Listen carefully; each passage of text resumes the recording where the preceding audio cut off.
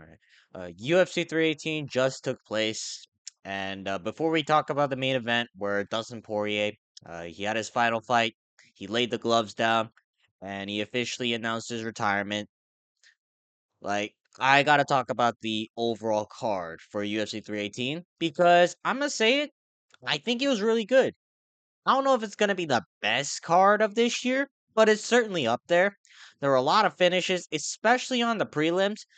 And the main card had a lot of good fights. And we're going to be talking about every single fight that went down, starting with the early prelims, ending with the main event. So without wasting any more time, let's jump right into the video. All right, starting off with the first fight on the card, Carly Judice versus Nicole Cagliari. This was actually a relatively entertaining fight. Carly Judice was picking apart Nicole Cagliari for almost three straight rounds. Her left hand was money. The body kicks were working really well along with the teeps. And she was setting up the left hand feint into a knee. And that caught Nicole Cagliari a couple of times. And eventually, in the third round, Carly Judice was able to drop Nicole Cagliari with a knee and ultimately finish her with the liver shot TKO. Really impressive performance from Carly Judice. You know, it's very rare that we get strikers of like Judice's level within the unranked sections of the flyweight division. So I'm very interested as to who the UFC is gonna put her up with next. And I'm actually invested in Carly Judice's career because I think she's actually very talented. Now there will be some questions when Carly Judice faces someone who actually knows what they're doing on the ground and has some like very good submission games and just takedowns in general. But on the feet, I think it's gonna be very hard to compete with Carly Judice, especially because she's what 26 years old. I think she's like a lot younger than all of the I guess the contenders that are rising up the flyweight rankings. So yeah, Carly Judice, very impressive performance. I don't know how far she's gonna go, but after that performance, I'm pretty invested into her career. All right, now moving on, we got Bruno Ferreira versus Jackson McVee. Bruno Ferreira just gets the job done.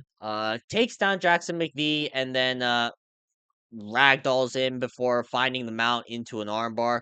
Again, very impressive stuff from Bruno Ferreira. He treated the short notice replacement tomato can as a short notice replacement tomato can.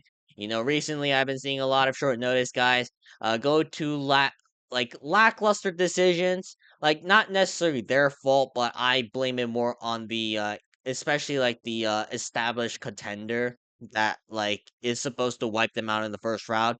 I'm not really seeing those that often.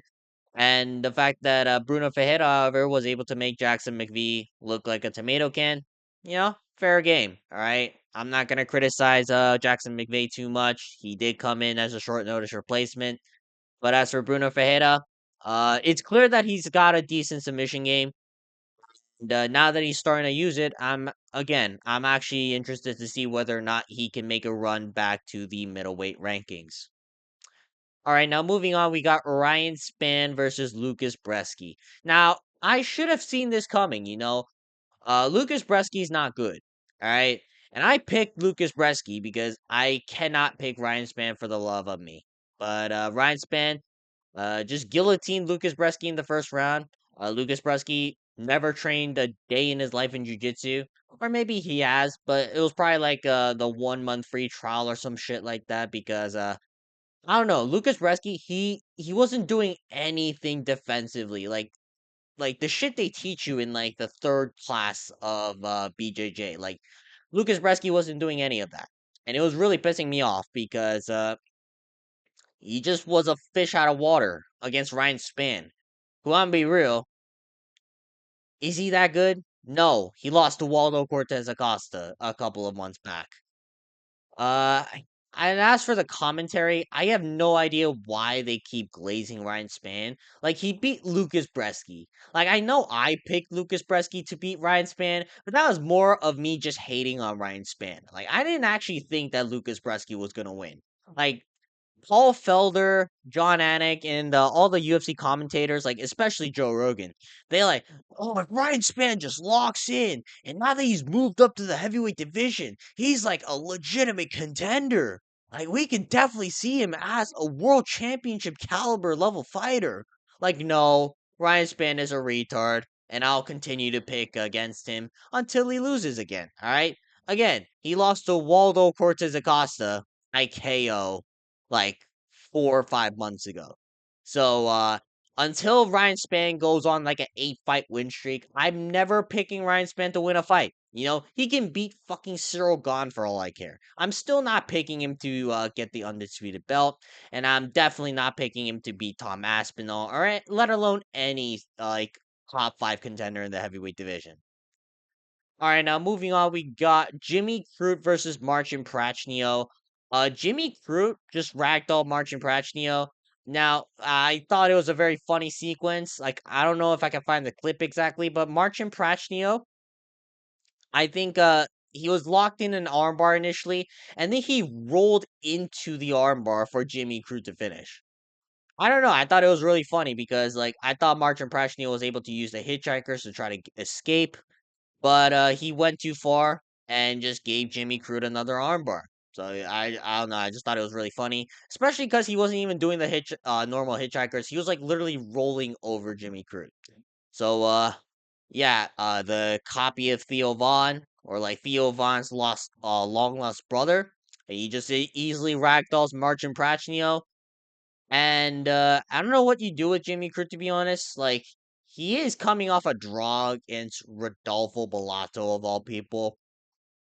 But now that he's actually playing to be more active, I guess he's a lot better than when he fought fucking Rodolfo Bellato in February. So I guess Jimmy Crute is gonna pick up right where he left off, and probably gonna fight someone like just outside the rankings of the light heavyweight division. All right, now moving on, we got Adam Fugit versus Islam Dulatov. You know, the German Dagestani Mogger himself, Islam Dulatov, just absolutely blasted Adam Fugit in the first round. Now, I was kind of worried because Adam Fugit, he was doing a good job of surviving. And I was like, oh shit, what if Islam Dulatov looks like complete shit past the first round? But Islam Dulatov just KO'd Adam Fugit in the first round. You know, I think that's actually pretty impressive. Adam Fugit survived the later rounds against Michael Morales. I believe he fought Danny Barlow. So clearly, I'm gonna say that Islam Dulatov's better than Danny Barlow. Is he gonna be Michael Morales level, like like top 7, top 6, top 5 level? Hard to say because it's fucking Adam Fugit. But I guess we have a legitimate prospect in the welterweight division, and I don't think it's gonna take him a while to get into the rankings because I think the UFC is gonna do a good job of boosting him correctly. Uh, there are some matchups I do think he's gonna struggle against, but again, I don't think the UFC is gonna do that because I think Islam Dulatov is gonna be a legitimate star in the welterweight division. All right, now moving on to the prelims. Ateba Gautier versus Robert Valentin. This went about as expected. Ateba Gautier just destroyed Robert Valentin in the first round. Like Valentin, he just got hit once and then immediately covered up because like Ateba Gautier just hits like fucking Francis Ngannou at middleweight. And that's actually scary because unlike Francis Ngannou, Ateba Gautier actually picks his shots really, really well, and he's actually very patient. So it's a very scary thing to see. Like I think the only people who have a chance against Ateba Gautier are either like fucking power equally scary power punchers or like a heavy grappler.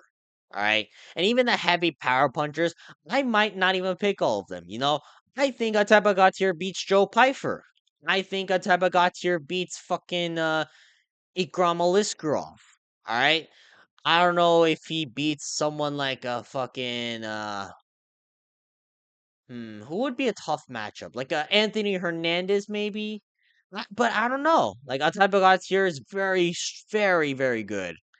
And He's quite the scary man because some of the shots that were landing on Robert Valentin, I thought Robert Valentin could have got slumped out cold at any one of those situations. So Ateba got here, great performance. It's time for a big jump up in competition, and it's gonna be interesting to see who the UFC is gonna put him against. But if I'm in the middleweight division, like, and I've been here for a while, and the UFC just uses me as like a like a prospect test, I would avoid a fight with Atabagatir. Like fucking Jung Young Park. Please do not fight Atabagatir. Like, I love you. I will be supporting you if you get this fight booked, but please do not fight Atabagatir. All right, now moving on, we got Francisco Prado versus Nikolai Veretnikov. Both of these guys are shit. I think we need to get that out of the way. Now, I picked Nikolai Veretnikov based on flipping a coin and then talking about how Veretnikov is an actual welterweight. I'll be real. I don't think Veretnikov won the fight. Actually, I kind of do. I don't know. Like, I think Prado visually looked a lot better because Veretnikov is a tard, and every time they're in like clinch or close pocket range, Veretnikov for some reason kept throwing a spinning back kick in order to give up his back and ultimately give up bottom position. But at the same time, Francisco Prado didn't do shit. Like, especially in the third round, like he just camped in half guard. Like, I know the pace was a little bit crazy, especially in the first round, but can I be real? Like, can we pass half guard? Like, especially the half guard of Nikolai Veretnikov.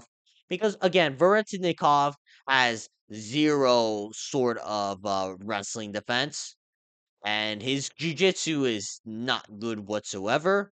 So Francisco Prado, we gotta pass the half guard of Nikolai Veretnikov. I know you're not exactly a grappler, but I don't think Nikolai Veretnikov is UFC caliber in terms of grappling. So yeah, Francisco Prado, we gotta do better. The first round, however, it was pretty solid. It was just in rounds 2 and 3. Both of these fighters got gassed out, and they just looked very sloppy. All right, on the feet, Francisco Prado just hanging his Argentinian Drew Dober looking chin up in the air, just waiting for Vretnikov to throw shots. Meanwhile, Veretnikov, again, being an absolute tard, just throwing spinning back kicks for no reason in order to give up back, and just looking like an absolute like fish out of water in all the grappling transitions. Overall, it was a dull shit fight. It was a shit fight between shitty fighters. It was fun in the first round though. It's just the second and third round were absolutely atrocious.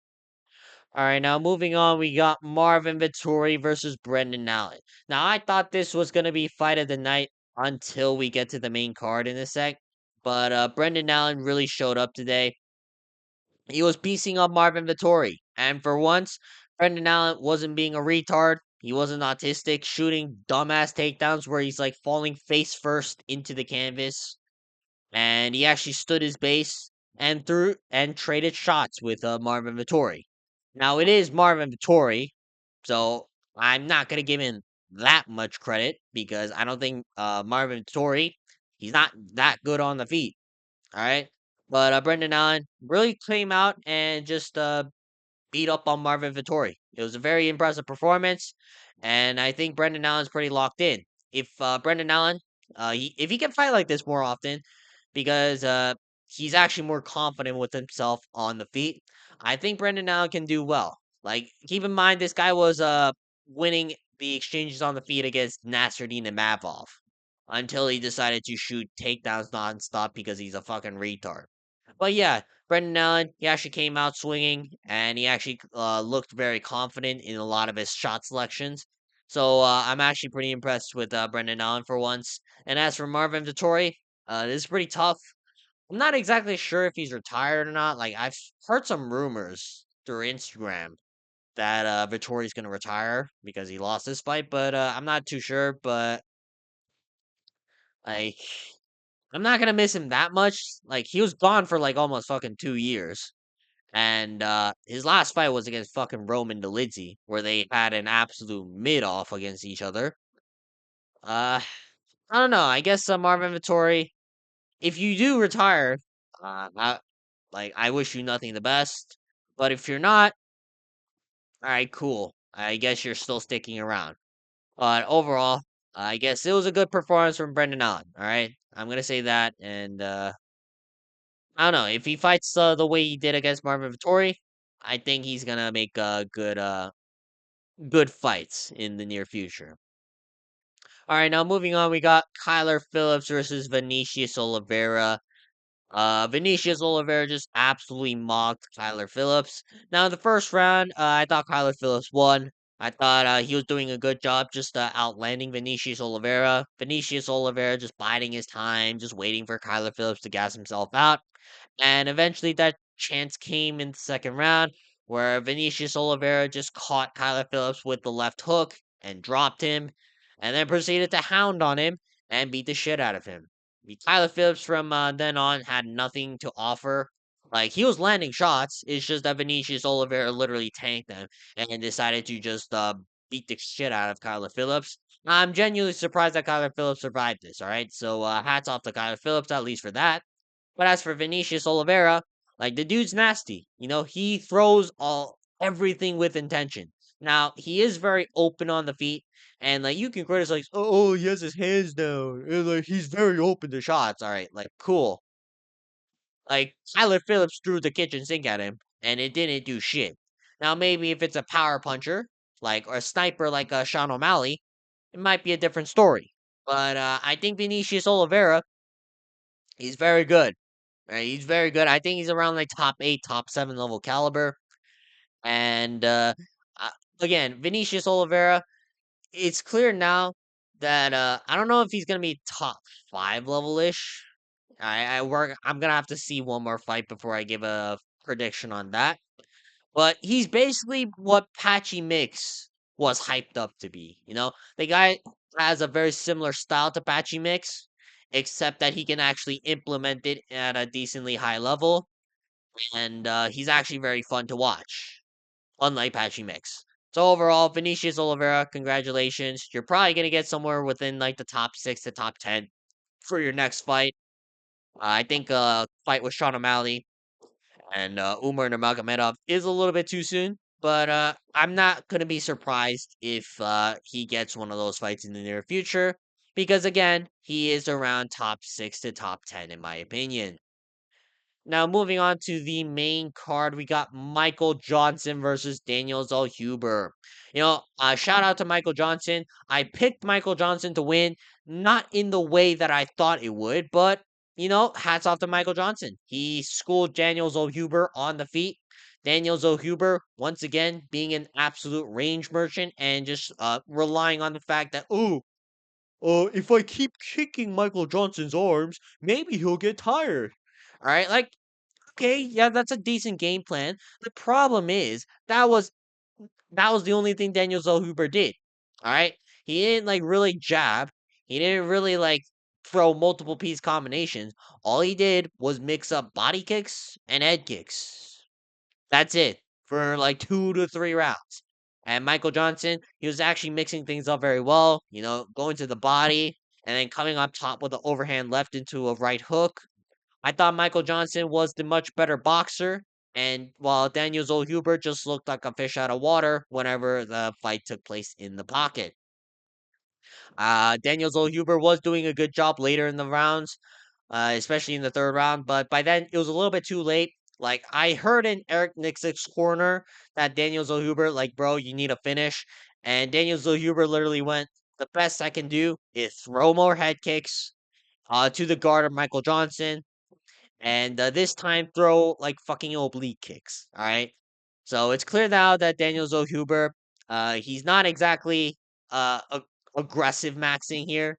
If anything, he is like a range merchant who only relies on a jab, high kicks because he's fucking 6 feet tall or 6 feet 1 in the lightweight division. Like he's very big and tall, but he's not very good when someone actually takes the fight to him and I think that's pretty clear now. And I've been seeing this. So Thank you, Michael Johnson, for basically verifying what I've been saying.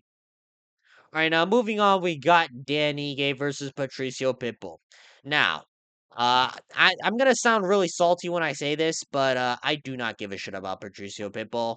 Like, I know Patricio Pitbull won, and I'm not faulting him like for everything because Dan Ige was equally as hesitant because both guys were kind of just staring at each other, waiting for the other guy to throw first. But Patricio Pitbull, yeah, nah, I don't care. I really don't care. Like, he won the first round off his grappling, where he was able to time some nice takedowns against Dan Ige. He didn't do shit with it. He just like kind of held a headlock without really going for any submissions, and just kind of controlled Dan Ige for like what 30 seconds. All right, that was the entire fucking fight. Like fucking Christ. And the second round, Patricio Pitbull did come out doing a little bit more. I think he dropped Danny Ige in the second round, so there was some action here. But then right after Danny Ige was able to get back up to the feet, here goes Patricio Pitbull, just a double jab, stare at it, Danny Ige a little bit, you know, let Danny Ige throw a punch and then try to half-ass a left hook. Like, what the fuck are we doing here, Patricio Pitbull? In the third round, Danige was able to start putting together some combinations. At one point, he was able to drop Patricio Pitbull, like because Pitbull ducked into the head kick. But it was too late. Patricio Pitbull started grappling more and just kind of maintaining the top position. Overall, this was a shit fight. It had fun moments, but it was a shit fight. And I just don't care about Patricio Pitbull at this point. All right, now moving on to the feature fight, we got Kevin Holland versus Daniel Rodriguez. Now, I think this was the best fight on the card, hands down. Again, I was gonna say that about Brandon Allen versus Marvin Vittori, but these guys were really scrapping. Kevin Owens. I don't know what it was though. Like I thought Kevin Owens was gonna do a lot better job against Daniel Rodriguez, but Kevin Owens, I think he was a little bit hesitant, and Daniel Rodriguez was able to take advantage of those opportunities and just crack Kevin Holland with nasty left hands down the pipe in the second round. At one point, dropped Kevin Allen very badly, I believe. And I know the first round, a lot of people are saying that Kevin Holland won, but I don't really remember much of what Kevin Holland did. Like he was mostly landing to the guard of Daniel Rodriguez, and Daniel Rodriguez was, I guess, minorly outpointing him. I don't know. It was a very lackluster first round, but from rounds 2 and 3, the fight was fucking crazy, and both guys were going back and forth. Once Daniel Rodriguez dropped Kevin Holland trying to go for submissions, eventually getting back up to the feet. And in the third round, Kevin Holland was the one who dropped Daniel Rodriguez. And then that whole sequence played out again, but in reverse. And eventually, Daniel Rodriguez was able to get back up to the feet and then started getting dominant positions over Kevin Holland. It was a crazy fight. I think this deserves fight of the night. And I know a lot of people are going to be very pissed about the fact that Daniel Rodriguez won a robbery decision. I don't think it was a robbery decision. Like, I guess you can give it to Holland, but I'm not really gonna be mad that the UFC decided to give it to Daniel Rodriguez because again, rounds 2 and 3 were very clear for round 2 for Daniel Rodriguez and round 3 for Kevin Holland. Round 1 is basically a swing round. I thought it could have gone either way because nothing really happened. Both guys were kind of just like feeling each other out, and not many punches and kicks were being landed and thrown. So, congratulations to Daniel Rodriguez. And as for Kevin Holland, I, I'm not gonna trash him. He actually like showed up and tried to win, and that's actually I know that's crazy to ask for in front of a UFC fighter, but typically we don't see that from Kevin Holland. And it was clear that Kevin Holland, although he didn't win, he actually really gritted down for once, and it was good to see. So even though Kevin Holland lost this fight, I think Kevin Holland alright, like, he looked like he was trying. So, hopefully, he has this attitude continuing forward, and I hope to see Kevin Owens, like, actually try to put a win streak together. Alright, now moving on to the co-main event, we got Paulo Costa versus Roman Kopylov. Man, this was very tough for me, you know? Paulo Costa winning in the year of 2025. Who would have thought that would have happened, right? Actually, no, like some people were predicting, like, oh, he's bringing the old Costa energy back because he's fucking high on cocaine and on the secret juice and shit. But realistically, who the fuck thought that Paulo Costa was gonna win this fight? Like Roman Kopylov looked like a world beater prior to fighting fucking Paulo Costa. But here's Roman Kopylov doing absolutely nothing in front of Paulo Costa. That was a very disappointing performance. I still like Roman Kopylov, but come on, man. Like, you gotta do more than just fucking hunching over and just shelling up just because fucking Paulo Costa dropped you once. And I'm gonna be real, I don't understand how Paulo Costa dropped him once in the first place. Like, Paulo Costa has not dropped anybody since fucking Luke Rockhold in fucking 2022. And since then, Paulo Costa didn't do shit in terms of like fucking dropping people. Like even Robert Whitaker, who's known for like a notoriously chinny chin, like he was able to keep composure after Paulo Costa wheel kicked him. Very disappointing performance from Roman Kopylov. Like again, I still like his style.